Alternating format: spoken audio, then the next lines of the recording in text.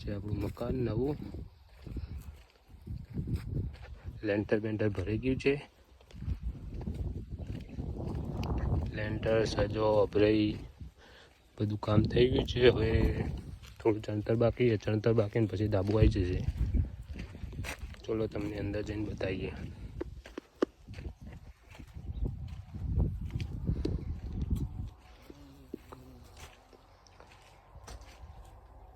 Toilet bathroom, આ kitchen છે. કિચનની અભરાઈ પણ ભરાઈ ગયા.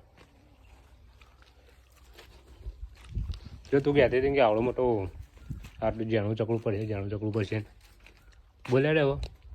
ચાલો, આ મારો હોલ છે ગાઈસ, જુઓ કેવડો મોટો છે. આ વોલ છે.